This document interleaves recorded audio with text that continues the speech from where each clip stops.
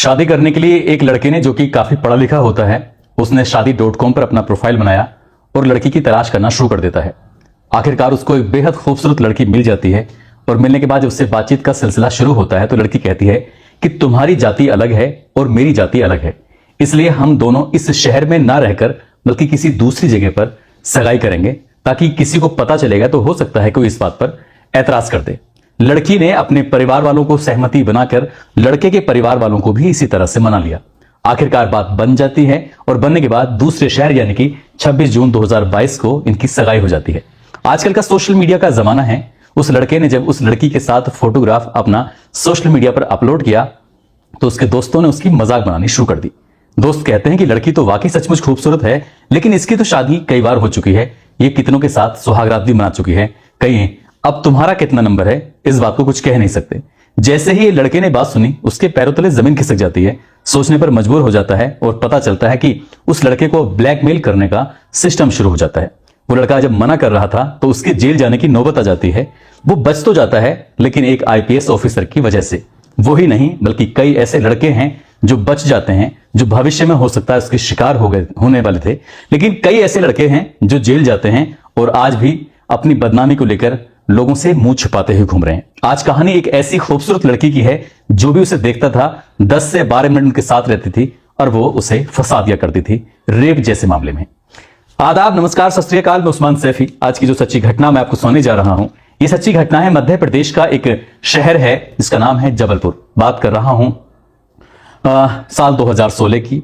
एक लड़की जो कि बीबीए की फाइनल ईयर की स्टूडेंट होती है, देखने में बेइंतहा खूबसूरत और उसकी उम्र लगभग 21 साल के आसपास होती है। जिस कंप्यूटर टीचर के पास वो कंप्यूटर सीखने के लिए जाया करती थी, दरअसल उस लड़के ने उस लड़की से थोड़ी दूरी बना के रखता था, क्योंकि वो जानता था उसे साल 2013 से। लेकिन लड़की कुछ पीछे पड़ जाती है, जिद पर अड़ जाती है, कहती है कि मैं तुमसे शादी करना चाहती हूं, शादी कर लो नहीं तो मैं तुम्हें रेप केस में फंसा दूंगी। जब ये वाली बात हो जाती है तो लड़का कहता है कि शादी तो मैं किसी कीमत पर नहीं करूंगा। जब लड़का तैयार नहीं होता है, जो कि उसका टीचर होता है, तो लड़की सीधा जाती है दमापुर पुलिस स्टेशन में और जाने के बाद मुकदमा दर्ज करवा देती है। जैसे ही मुकदमा दर्ज होता है पुलिस उसे गिरफ्तार करती है और गिरफ्तार करने के बाद उस लड़के को जेल भेज देती है। लगभग ये बात 2016 की है। दो साल तक वो जेल में रहता है। एक दिन जेल में ही सूचना मिलती है कि शादी कर लो और ये केस खत्म हो जाएगा। लड़के ने सोचा कि जिंदगी जेल में ही कट जाएगी, इसलिए शादी के लिए हाँ कर देता है तो ज्यादा ठीक रहेगा। आखिरकार वो शादी के लिए हाँ कर देता है और शादी उसकी साल 2018 में हो जाती है। अब 2018 में शादी हो जाती है। मियाँ बीवी की तरह दोनों रह रहे थे। एक दिन ऐसा आता है कि वो अपनी नानी के गांव चला जाता है और जब नानी के गांव जाता है, नानी के गांव उसका होता है डिंडोरी में, वहां लगभग 2 महीने के आसपास रहता है। इसी बीच में वही लड़की एक बार फिर से डिंडोरी थाना क्षेत्र में एफआईआर दर्ज करा देती है। दहेज का भी मुकदमा दर्ज होता है, साथ ही उस पर रेप का भी केस दर्ज किया जाता है। यानी कि एक मुकदमा तो साल 2016 में था और एक मुकदमा साल 2019 में उस पर दर्ज कर लिया जाता है। लड़का बहुत ज्यादा परेशान हो जाता है, सोचने पर मजबूर हो जाता है। आखिरकार वो उसकी संपत्ति वगैरह जो भी लूटना लाटना था, जो भी कुछ करना था, वो कर आखिर अपने रास्ते निकल जाती है। वो लड़का बेचारा अब कोर्ट के लगातार चक्कर काटना शुरू कर देता है, यानी कि इंतजार कर रहा था कि किसी भी तरकीब से उसकी जिंदगी बच जाए, क्योंकि शायद वो लड़का उसके बारे में पहले से ही जानता था। अभी ये केस खत्म नहीं होता है कि इस लड़की की जिंदगी में एक और केस शुरू हो जाता है। दरअसल इस लड़की की जिंदगी में दूसरा लड़का आता है, वो इंस्टाग्राम से, और इंस्टाग्राम पर ये अपना आपको बताती है कि मैं पेटीएम कंपनी के लिए काम करती हूं और तुम्हारे बारे में मैंने सुना है, तुम तो बहुत अच्छे घर के लड़के हो। यानी कि चॉकलेट का वो व्यापारी होता है और चॉकलेट का व्यापारी होने की वजह से उससे दोस्ती करती है और दोस्ती करने के साथ साथ उसके थोड़ा करीब जाना शुरू कर देती है। जब करीब जाना शुरू कर देती है, 10 मिनट के लिए इनकी मुलाकात होती है और जैसे ही 10 मिनट के लिए मुलाकात होती है तो इस लड़की ने कहा कि अगर लड़का और लड़की दोनों 10 मिनट तक साथ रह लें तो रेप का मुकदमा तो दर्ज हो ही सकता है। जैसे ही उस चॉकलेट व्यापारी ने यह बात सुनी, उसके पैरों तले जमीन खिसक जाती है। सोचने पर मजबूर हो जाता है कि आखिरकार ये हो क्या रहा है। उस लड़के ने कहा कि ये क्या बातें हैं। तब उसने कहा कि हाँ ठीक है, तुम बिल्कुल बच सकते हो, तुम्हारे ऊपर कोई कार्रवाई नहीं होगी, लेकिन बस तुम्हें थोड़े से पैसे देने पड़ेंगे। लड़के ने जैसे ही पूछा कि कितने रुपए देने पड़ेंगे तो उसने डिमांड की 25 लाख रुपए की। इनकी 25 लाख रुपए दो और अपनी जिंदगी बचाओ। उस लड़के ने 25 लाख रुपए देना उचित नहीं समझा और यही कारण है कि 11 फरवरी 2021 को तिलवारा थाने में उसके खिलाफ एफआईआर दर्ज कर दी जाती है और एफआईआर में धाराएं लगती हैं मारपीट की, रेप की, इस तरह की धाराएं लगती हैं। और उस दौरान जब ये मुकदमा दर्ज होता है तो कोरोना काल चल रहा था और कोरोना काल होने की वजह से कोर्ट भी बंद थे और इस लड़के को लगभग 5 महीने के आसपास सलाखों के पीछे रहना पड़ता है। सोचने पर मजबूर हो जाता है कि आखिरकार कैसे जेल से छूटेगा। जब कोर्ट खुलते हैं तब जाकर 5 महीने के बाद आखिरकार इसको जमानत मिलती है और जमानत मिलने की वजह से वो बाहर आता है। जब वो बाहर आया तब उसने जानकारी जुटाने की कोशिश की तो पता चलता है कि ये लड़की तो कई लड़कों को इस तरह से फंसा चुकी है। जो पैसे देते हैं वो बच जाते हैं, जो पैसे नहीं देते हैं वो बच नहीं पाते। अब कितने में सेटलमेंट होता है उसकी एक अलग बात है। इस लड़के की भी कहानी चली रही थी, ट्रैक पर थी, यानी कि पहली कहानी जो उसके कंप्यूटर टीचर की होती है, दूसरी कहानी चॉकलेट के व्यापारी की होती है और ये इंस्टाग्राम पर थोड़ा सा बिजी रहती थी। इंस्टाग्राम पर बिजी रहने की वजह से इसने अपना एक प्रोफाइल बनाया हुआ था, बेहद खूबसूरत थी और खूबसूरत होने का ही ये लगातार फायदा उठा रही थी। कानपुर यानी कि उत्तर प्रदेश का एक बहुत चर्चित व्यापारी होता है। उस चर्चित व्यापारी की जो कंपनी होती है वो फ्रूट की कंपनी होती है। अब उसका 4 अप्रैल को जन्मदिन होता है, तो 4 अप्रैल 2021 को इस लड़की ने उसके इंस्टा पर एक मैसेज किया कि आपको जन्मदिन की ढेरों सारी शुभकामनाएं। जैसे ही उस लड़के ने इसकी प्रोफाइल चेक की तो उस लड़के की भी थोड़ी दिलचस्पी बढ़ने लगती है और दिलचस्पी बढ़ने के बाद उस लड़की से बातचीत करना शुरू कर देती है। जब दोनों की बातचीत शुरू होती है तो लड़की कहती है कि मैं एक हाई प्रोफाइल घर से ताल्लुकात रखती हूं। यानी कि उस लड़के ने अपनी जिंदगी के पन्ने नहीं पलटे, बल्कि इस लड़की ने खुद से ही पन्ने पलटना शुरू कर दिया और अपने आप को इसने बहुत अच्छे, बहुत अमीर घर का बताया। उसने कहा कि मेरे जो पापा हैं उनका जबलपुर में एक बड़ा बिजनेस चल रहा है। अब जैसे ये बातचीत होती थी तो दोनों की बातचीत फोन पर, मैसेज पर लगातार चल रही है और धीरे धीरे करके इनकी नजदीकियां बढ़ने लगती हैं। अब इसी बीच में उस लड़की ने कुछ बहाना बनाया कि मुझे कुछ पैसों की जरूरत है, यानी कि 10,000 तो कभी 12,000 कभी 20,000, इस तरह से लगभग उसने 2 लाख रुपए इससे ले चुकी थी। अब उस लड़के ने कहा कि मुझे पैसों की जरूरत है और हो सके तो मुझे पैसे वापस कर दो। उस लड़की ने कहा कि तुम परेशान क्यों होते हो, तुम्हारे पैसे तो वापस हो जाएंगे। जिस दिन कानपुर में आऊंगी तो कानपुर में मुलाकात करेंगे और मुलाकात करने के बाद तुम्हारे सारे के सारे पैसे वापस हो जाएंगे। अब ये कानपुर में बात मिलने की तय हो जाती है। एक होटल में ये पहुंचते हैं। होटल में पहुंचते हैं तो ये लड़की पहले से ही एक लड़के के साथ होती है। दोनों साथ जब बैठे थे कुछ खा पी रहे थे, इसी बीच में लगभग 10 मिनट का समय बीत चुका था। तभी इसने लड़के की तरफ मुस्कुराते हुए कहा कि यदि लड़का और लड़की 10 मिनट साथ रह लें तो समझ लो कि बलात्कार का मुकदमा तो दर्ज हो ही सकता है।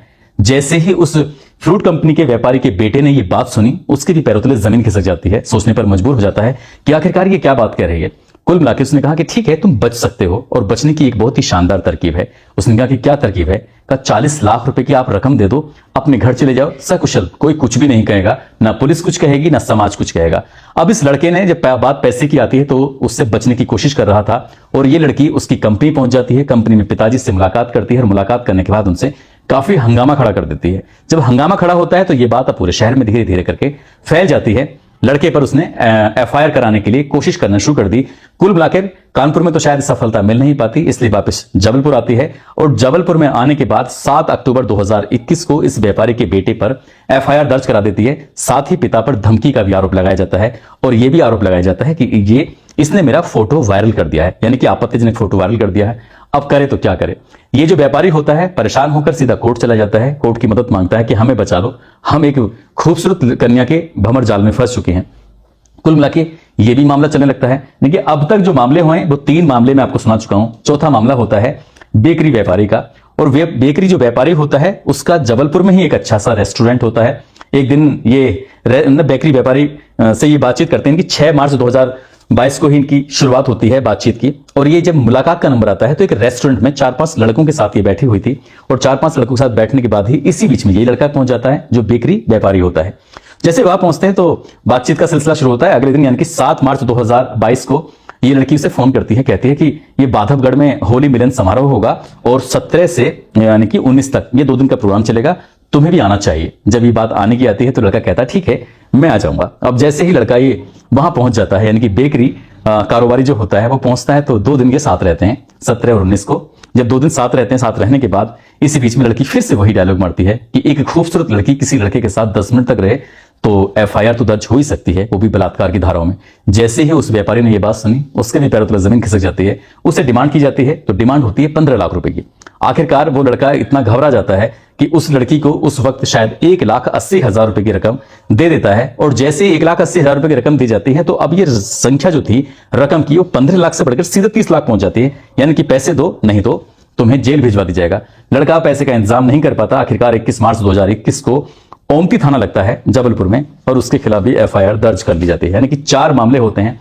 जब एफआईआर दर्ज कर ली जाती है तो वो लड़का बेचारा परेशान सीधा पहुंच जाता है एसपी के पास और एसपी के पास जाकर पूरी कहानी बयां करता है। कहता है कि साहब मैं बहुत दुखी हूं, मैं बहुत परेशान हूं, एक लड़की ने मुझे इस तरह से फंसा लिया है।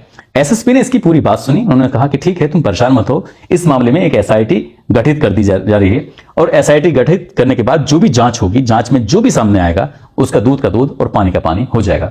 अभी एसआईटी अपनी जांच कर ही रही थी कि 5वां मामला फिर से सामने आता है। एक गुप्तेश्वर जबलपुर निवासी होता है जो कि टैक्स का सलाहकार होता है। उसको बीवी की जरूरत थी, यानी कि वो शादी करना चाहता था, इसलिए अपने शादी.com पर उसने अपना एक प्रोफाइल बनाया और प्रोफाइल बनाने के बाद, ये जून 2022 का एक किस्सा है, उसको एक बड़ी खूबसूरत सी लड़की दिखाई देती है और जैसे ही उस खूबसूरत लड़की से वो संपर्क में आता है तो इन दोनों की बातचीत का सिलसिला लगातार शुरू हो जाता है। लड़की अपनी जाति अपनी धर्म के बारे में बात बताती है, लड़का अपनी जाति अपने धर्म के बारे में बात बताता है। आखिरकार लड़की कहती है कि हमारी तुम्हारी जाति बिल्कुल अलग है, क्यों ना हम लोग इस शहर से कहीं दूर जाकर शादी या सगाई समारोह जो होगा वो करेंगे, शहर के लोगों को पता चलेगा तो ऐतराज हो सकता है। इन्होंने एक नई जगह चुनी। 26 जून 2022 को आखिरकार ये शादी वगैरह की जो तैयारी थी वो सब कुछ हो जाता है, यानी कि जो सगाई थी हो जाती है। फोटो वोटो खींचते हैं और फेसबुक या सोशल साइट पर जब ये डाले जाते हैं तो इस लड़के के दोस्तों को जब ये फोटो पहुंचते हैं तो उन्हें पता चलता है कि इस लड़की की तो पहले से ही शादी हो चुकी है और ये कई लड़कों पर इस तरह से मुकदमे भी दर्ज करा चुकी है। अब मरता क्या नहीं करता, यानी कि ये जो व्यापारी होता है वो इतना दुखी हो जाता है, परेशान हो जाता है, सोचने पर मजबूर हो जाता है, दौड़ता हुआ अपने परिवार वालों के साथ सीधा जबलपुर के एसपी के पास जाता है, आईपीएस सिद्धार्थ बहुगुणा के पास, और जाकर कहता है कि साहब हमें इस भंवर जाल से बचा लो, हम इतनी बुरी तरह से उलझ गए हैं।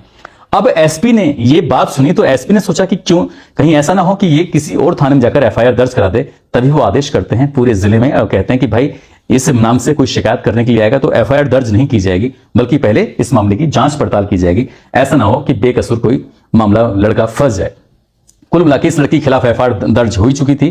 पुलिस इसकी तलाश में जुट जाती है, लेकिन तलाश करने के बाद भी पुलिस को ये हाथ नहीं लग रही थी और इसने अपना जाल बनाना शुरू कर दिया। अब इसने हरियाणा की तरफ रुख किया। हरियाणा में एक इंस्टाग्राम से ही इसने अपने इनकी शादी.com पर इसने अपना प्रोफाइल बनाया हुआ था ही, और हरियाणा का एक जगह लगती है करनाल का रहने वाला गिफ्ट गैरली संचालक होता है, उसकी इस लड़की पर नजर पड़ती है और उस लड़की को देखने के बाद वो एकदम लट्टू हो जाता है। इन दोनों की बातचीत शुरू होती है दिसंबर 2022 से, और जो बातचीत होती है तो इस लड़की ने कहा कि मेरे घर में थोड़ी सी दिक्कत परेशानी है, अगर तुम्हें कोई ऐतराज ना हो तो मैं क्या तुम्हारे यहाँ आ सकती हूँ। तो लड़की सीधा वहां पहुंच जाती है, यानी कि करनाल पहुंच जाती है। 1 महीना कोई ना कोई बहाना करके उसके साथ वो रहना शुरू कर देती है। अब रहते रहते इसी बीच में उस लड़की ने कहा कि ठीक है मुझे थोड़ी दिक्कत है, यानी कि उसने जो अपना असली रंग था, असली रूप था, उसमें आने लगती है और कुछ दिन के बाद इनमें कुछ विवाद होने लगता है और इस लड़की को 3-4 महीने कुरुक्षेत्र में रखने का इंतजाम कर दिया जाता है।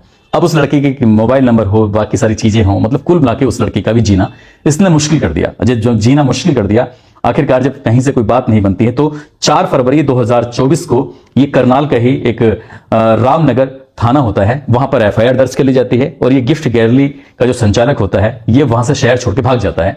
जब भाग जाता है अपनी जान बचाने के लिए तो पता चलता है कि पुलिस ने इसके जीजा जी को हिरासत में ले लिया है। आखिरकार इसको शामिल होना पड़ता है, यानी कि पुलिस के पास जाना पड़ता है, जाकर ये किसी तरकीब से अपनी जो भी एक कानून की प्रक्रियाएं होती हैं उसके आधार पर ये अपनी जान बचाने की कोशिश कर रहा था। और जब ये बाहर आता है, बाहर आने के बाद जब पता चलता है इसने जबलपुर के कुछ लोगों के बारे में संपर्क साधा, उनसे पता किया तो पता चलता है कि एक खूबसूरत लड़की आखिरकार हाई प्रोफाइल घरों के लड़कों को फंसाती थी अपने प्रेम जाल में, उनसे सोशल मीडिया पर बातचीत क्या करती थी। ये भी बताया जाता है कि जब फोन पे बात करती थी तो मीठी मीठी बातें करने के बाद वो अपने मोहित कर लिया करती थी। साथ ही कुछ फोटो या फिर जब सामने वीडियो कॉल के माध्यम से आती थी तो कोई भी इसको देखकर लट्टू हो जाया करता था, यानी कि इसकी खूबसूरती पर जब कोई भी लट्टू हो जाया करता था तो इसलिए ये लगातार इस तरह से फंसाती चली जाती है। मैंने आपको एक ही लड़की की 6 कहानियां अलग अलग रूप में सुनाई हैं। ये वो कहानियां हैं जो कागजों पे आ चुकी हैं। ऐसी कितनी कहानियां इस लड़की की ये बताई जाती हैं कि वो कागजों पे ही नहीं आई, यानी कि एफआईआर तक नौबत ही नहीं आई और पैसे के ले देकर ही ये छूट जाया करती थी। इसके ये भी बताता है कि अकेली नहीं है, बल्कि इसके साथ कई और पढ़े लिखे लोग हैं, पढ़े लिखे ऐसे लोग जो दूसरों को न्याय दिलाने की बात करते हैं, लेकिन इस लड़की के साथ मिलकर वो बड़े बड़े घरों के युवाओं को फंसाने की बात करते हैं। सामाजिक कार्यकर्ताओं ने इस लड़की के खिलाफ आवाज उठाई और उसके बाद फिर एसपी जबलपुर, जिनका नाम होता है सिद्धार्थ बहुगुणा, वहां तक बात पहुंचती, जो साल 2010 के आईपीएस बैच के ऑफिसर होते हैं। आखिरकार जब उन्होंने आदेश दिया, एसआईटी की टीम जांच पड़ताल करती है। जांच पड़ताल करने के बाद ये लड़की सचमुच थोड़ी बहुत नहीं पूरी दोषी पाई जाती है और 19 फरवरी 2024 को इसको गिरफ्तार कर लिया जाता है इसके खुद के ही घर पर, जो कि द्वारका नगर जबलपुर में गिरफ्तार होती है। और गिरफ्तार करने के बाद इसको 20 फरवरी 2024 को कोर्ट में पेश किया जाता है। कोर्ट में पेश करने के बाद इसको जेल भेज दिया जाता है। पुलिस ने इसको गिरफ्तार करने के लिए इस पर 2,500 रुपए का इनाम घोषित कर दिया था। लगभग 1 साल तक ये पुलिस को चकमा देती रही। आखिरकार ओमती थाना क्षेत्र की पुलिस को सफलता मिलती है, इसको गिरफ्तार करती है और गिरफ्तार करने के बाद जेल भेज देती है। दोस्तों, इस पूरे घटनाक्रम को सुनाने का उद्देश्य किसी को परेशान करना नहीं है, किसी का दिल दुखाना नहीं है, बल्कि आपको ये बताना है, आपको जताना है कि 10 मिनट के चक्कर में तो बिल्कुल भी ना फंसे। और खासकर जो सोशल साइट पर बनी हुई कुछ ऐसी साइटें हैं जहां से लड़कियां दिखती खूबसूरत हैं, लेकिन वो ऐसा भी लगता है कि शायद ये फिल्टर का इस्तेमाल किया जाता है, वहां भी अपना आपको ज्यादा खूबसूरत दिखाया जाता है। लेकिन ये लड़की जब सचमुच थाने में आती है, पुलिस के सामने जाती है, मीडिया वालों के सामने जाती है, और जब इस लड़की को देखा तो ये सचमुच खूबसूरत थी, लेकिन जितनी बाहर से सुंदर थी अंदर से उतनी ही कुरूप थी, क्योंकि जिस तरह की इसकी आदत बन चुकी थी, शादी करना और फंसाना और रेप का मुकदमा दर्ज कराना। दोस्तों, जाते जाते आज मोतिहारी के रहने वाले हैं चंद्रेश्वर कुमार, आज इनका जन्मदिन है, इनको जन्मदिन की ढेरों सारी शुभकामनाएं, बहुत बहुत मुबारकबाद। साथ ही हापुड़ के रहने वाले हैं लक्ष्मी चंद सिंह, आज इनकी बेटी का जन्मदिन है, इनको भी बहुत सारी शुभकामनाएं, बहुत बहुत मुबारकबाद। साथ ही कुछ लोगों ने नाम लेने की अपील की है, जिसमें श्री विकास शुक्ला हैं, आस मोहम्मद दिल्ली के रहने वाले हैं, सुनील कुमार बिहार से हैं, अनुज कुमार आगरा से, मृत्युंजय कुमार उपाध्याय प्रदीप पांडे श्रीबस्ती से हैं, ढोलू रावत, आरिफ अहमद, मुकीम गुज्जर, अजरुद्दीन अहमद, उनकी बेटी सादिया खातून जो कि कुशीनगर के रहने वाले हैं, विजेंद्र कुमार दिल्ली से हैं, राकेश कुमार नेपाल से, सोनू गुप्ता सिवान से, अरुण कुमार बिहार से, चौधरी खुर्शीद। आप सब लोग अपना ख्याल रखें, सुरक्षित रहें। जय हिंद, जय भारत।